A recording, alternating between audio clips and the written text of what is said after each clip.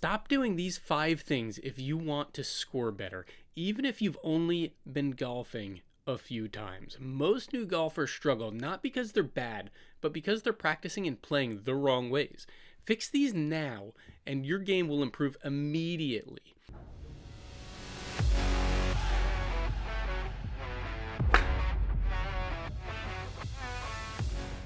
Let's reboot your golf game. Now, if you're new to golf, here's the good news. You don't need a perfect swing, fancy clubs, or years of experience to start scoring better. What you do need is to stop making a few common mistakes that almost every new golfer makes. And no one ever explains why they're hurting your game. So in this video, I'm going to show you the most common mistakes new golfers make, why they hurt your game, how to fix them fast, simple drills you can do right away, and what success should actually look like. Hey everybody, I'm Doug with Golf Reboot. If you're new here, thanks for stopping by. Don't forget to subscribe so you see everything we post. If you've been here before, thanks for coming back. I started this channel in 2025 with one goal in mind, sharing what I've learned to help you get better faster. After 14 years away from the game, I'm back, and my goal this year is to help 1,000 golfers get better in 2026. Let's start with mistake number 1, and this one alone adds strokes instantly. Swinging too hard. It's a common mistake. Most new golfers think distance comes from swinging harder. Not true. Not true at all. It's actually very much the opposite. So what happens when you try to swing harder? You grip the club tighter. You swing faster. There's a time and a place for this and ways to learn to swing faster, but you need to learn the mechanics at a reasonable speed first. Just swinging fast won't do it. You need good mechanics and good contact first. Your balance will disappear. No balance means you will not make good contact. And like I said before, solid contact is non-negotiable if you want to play well. And then the ball goes, well, basically everywhere but straight. All right, so we're going to do some swing differences. This is going to be an exaggerated super fast, super hard versus smooth. So I can guarantee you there that was not going where I wanted to. I had no control over it. So now let's go with a nice smooth one with good tempo.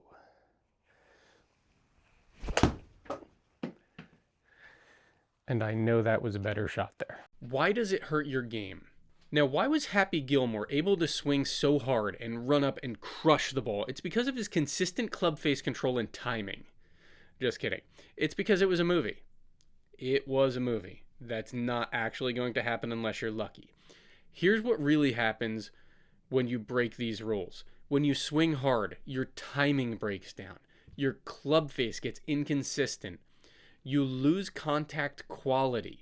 Golf isn't about power first. It's about contact first.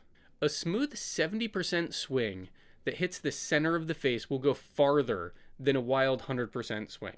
There's times when I try to put a little more on the ball, but I also know there's a chance I may lose it. I have to gauge the risk. Eventually you can start doing that too, but for now, focus on consistent contact and mechanics. Then, when you have a wide open fairway, maybe you can open it up. So how do we fix this? I want you to think smooth beats strong. Your only goal is solid contact, not distance. Focus on your setup, your pre-shot routine, your grip, and the tempo of your swing. But like always, once you're set and over the ball, take a breath, let the thoughts go, and just swing. So a simple practice drill you can do, the 70% swing drill. You're hitting balls at what feels like 70% effort. Focus on balance and your finish. If you can hold your finish for 3 seconds, that's a good swing. You can even start with a 9 o'clock swing or a 50% swing just to get used to making contact and slowly start adding more to it. All right, so now we're going to do some 50% swings and see where it goes.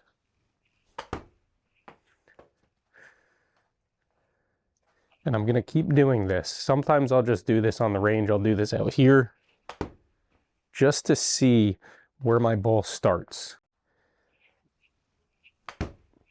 And you can see those are going straight. The less you start with, the more you can add over time. because your body gets used to it, adding a little bit as you go. So success, you're going to see straighter shots. Who wouldn't want that? You're going to have more consistent distances. Dispersion is very important. Just because you hit the ball the same distance all the time, if you're sending it left and right, that's just as bad. And you'll be less fatigued. As you get tired, you get more stupid. You make worse decisions. You're going to have lower scores without trying harder. Now, one way I've done this is with my Rapsodo MLM2 Pro and the Super Speed swing training system. Now, what the Rapsodo's done, it's given me the ability to see all my swings, see where they're going inside my garage right here. It can get cold out here. I didn't turn the heat on today. That's my own fault. But I can turn the heat on, be out here for hours just hitting balls. Once I got my mechanics down, I got a set of the Super Speed swing sticks, and that's helping me increase my swing speed. That's something for down the road that you can look into. But for now, get something like the Rapsodo, or at least videotape your swing so you can look back later. There's links below for both. I think they can help you out.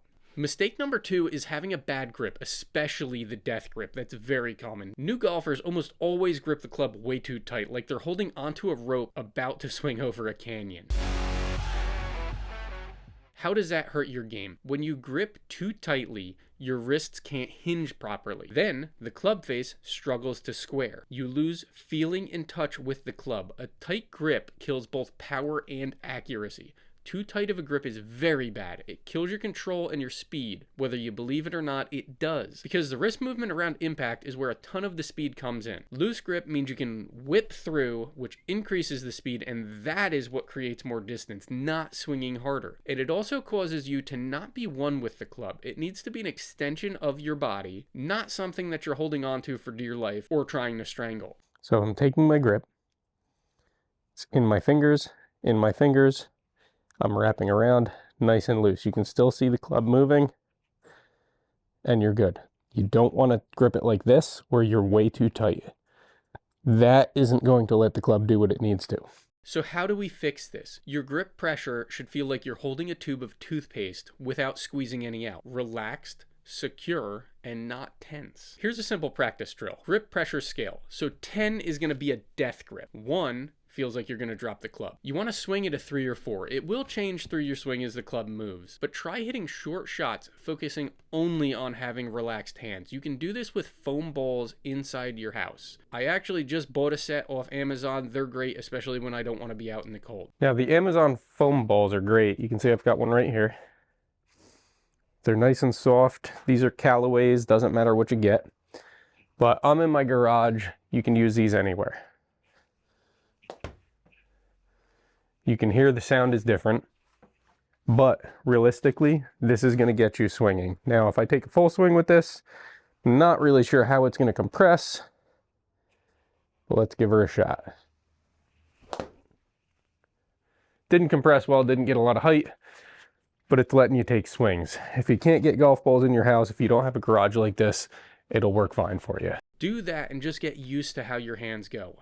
How do we know this is working? If you start making better contact, if you start seeing distances be more consistent, and you're going to start feeling more comfortable around the greens. This is huge as our short game gets more dialed in. If you want to look calm, cool, and collected to go along with your new loose grip, check out Busted Golf. You can go to bustedgolf.com/golf reboot, get some discounts, and get some of the golf apparel and accessories they have. They're a great company. I love all their stuff. Mistake number 3, trying to hit the ball instead of the ground. Most beginners try to lift the ball into the air. So they scoop, they flip, they hit thin shots. I did this until last winter. I golfed for 4 years in high school. No one ever told me about compression and hitting the ball first and then the ground. That would have changed the way I golf. How does this hurt your game? Here's the truth. The club lifts the ball, not you. Grooves 2 to 5 on an iron are where you want to contact the ball. If you scoop the ball, you're losing distance and control. When you compress, the club hitting down on the ball helps it explode off. In good golf shots, the club hits the ball and then the ground. That is a good golf shot. How do we fix it? Your job is to hit through the ball, not at it. A simple way to practice this: make a line in the grass. So draw a line on the ground, or if you're inside, take a piece of painter's tape. Place the ball just ahead of the line or the tape. When you swing, you want to try to hit the ball and not the line. If you start hitting the line, tearing the tape up, that means you're hitting behind the ball. You're hitting the ground first. So as far as the tape drill, this is green painter's tape. It'll be fine. I'm going to take a little bit to go over my Country Club Elite.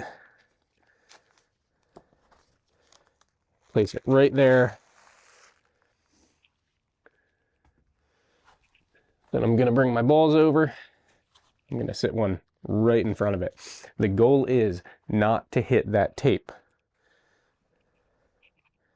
So the ball is just ahead of it.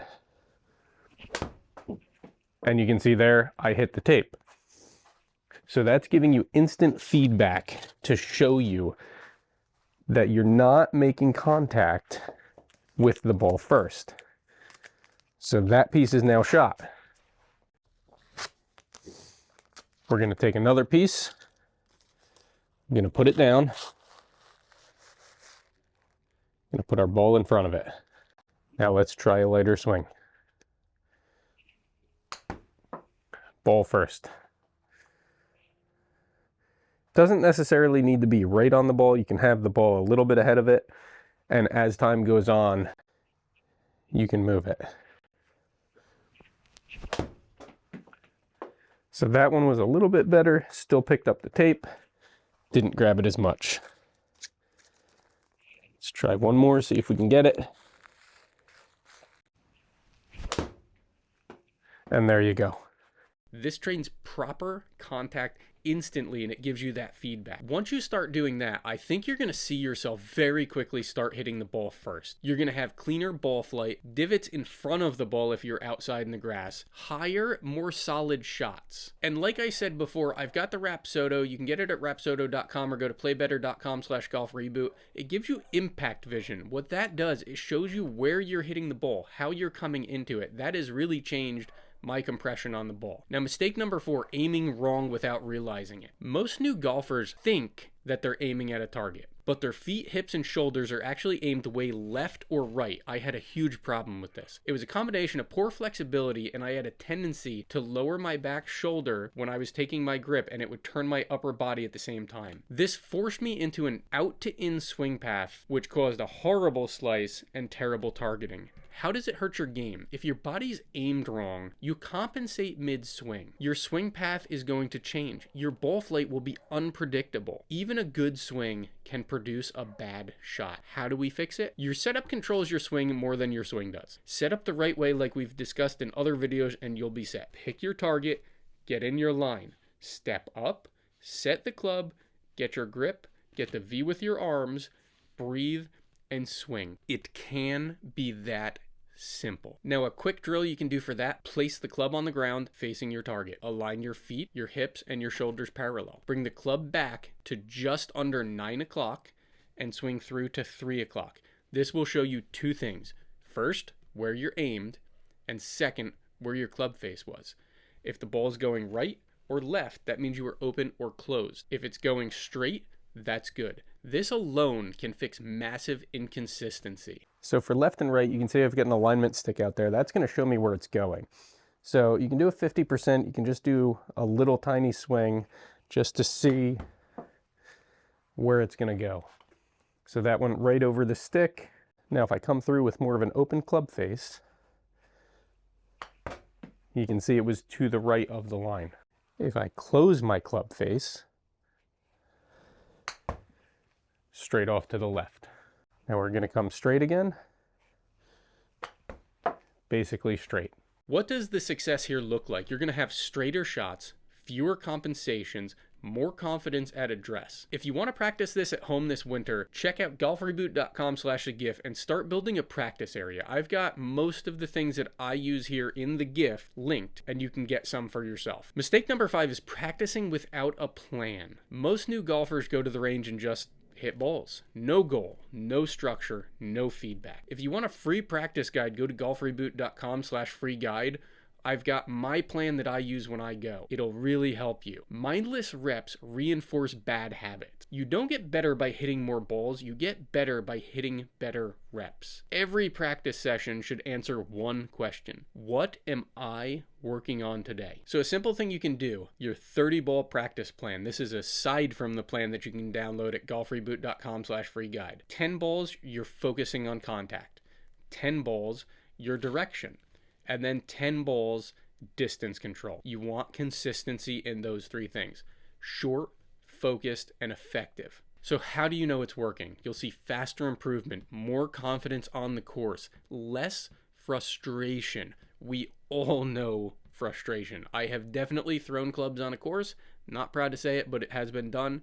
And there's times blow up holes just ruin me for the day. Here's a key takeaway. You don't need a perfect swing to play better golf. You just need to stop making these common mistakes and focus on the basics that actually matter. Fix even one of these and your scores are going to improve. Fix all 5 and your golf reboot will be well on its way. If this helped you, let me know down in the comments which one of these mistakes are you fixing first. This time of year is great. It actually gives us a minute to slow down and focus on what's important, getting better at golf. Winter is when I really hit the ground running. If you want to do that too, there's a replay of our last live stream popping up over here. It's all about how I use winter time to get better at golf, and you can too. Don't forget to subscribe so you see the rest of our videos to help you play better, have more fun, and love the game again. See you next time.